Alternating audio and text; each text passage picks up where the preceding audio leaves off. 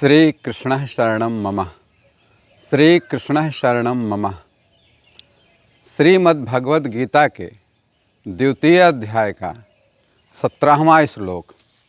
श्लोक है, अविनाश यद विद्धि येन सर्वम इदम ततम विनाशम व्यव्ययस्य न कश्चित कर्तुम अर्हति। अर्थात इसका अर्थ है, नाश रहित तो तू उसको जान जिससे यह संपूर्ण दृश्य जगत व्याप्त है। इस अविनाशी का विनाश करने में कोई भी सक्षम नहीं है। ये तो हो गया मित्रों इसका अर्थ। अब इसकी व्याख्या देखिए, कितनी सुंदर है व्याख्या है। भगवान कृष्ण अर्जुन से कह रहे हैं, हे अर्जुन, जो सारे शरीर में व्याप्त है उसे ही तुम अविनाशी समझो। अर्थात आत्मा समझिए, जो पूरे शरीर में आपके व्याप्त है वही आपकी आत्मा है, वही अविनाशी है। इस अव्यय आत्मा को नष्ट करने में कोई भी समर्थ नहीं है। कोई भी आपके इस अव्यय आत्मा को नष्ट नहीं कर सकता है। इस श्लोक में संपूर्ण शरीर में व्याप्त आत्मा की प्रकृति का अधिक स्पष्ट वर्णन हुआ है।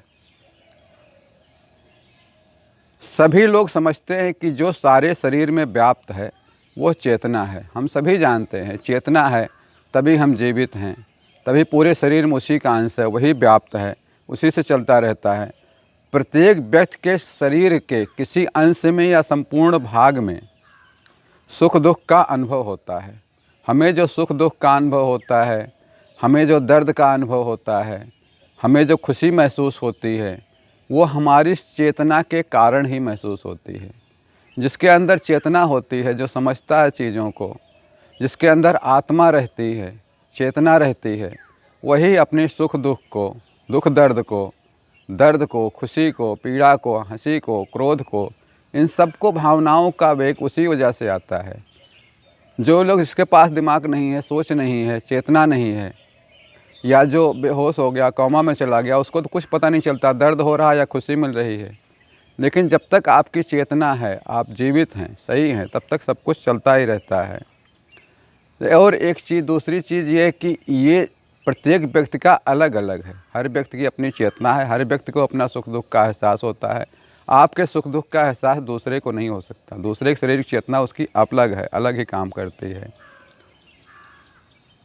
फलतः प्रत्येक शरीर में व्यष्टि आत्मा है और इस आत्मा के उपस्थित का लक्षण व्यष्टि चेतना द्वारा ही परिलक्षित होता है। जो चेतना आपके अंदर है वही अपना लक्षण परिलक्षित करती रहती, वही दिखाती रहती। उसी से आपको पता चलता है कि हमारे अंदर क्या है। सुख है, खुशी है, या गम है, या क्रोध है, या द्वेष है, या लोगों की प्रशंसा है।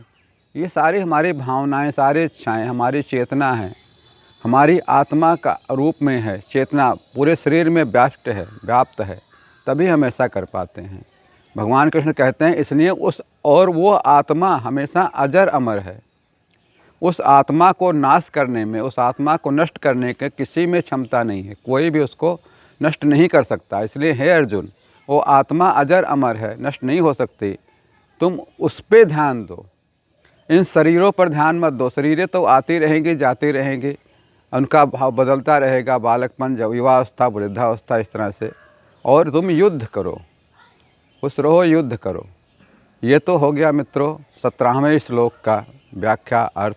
इसके आगे फिर कल मिलेंगे। तब तक के लिए श्री कृष्ण शरणं मम। श्री कृष्ण शरणं मम।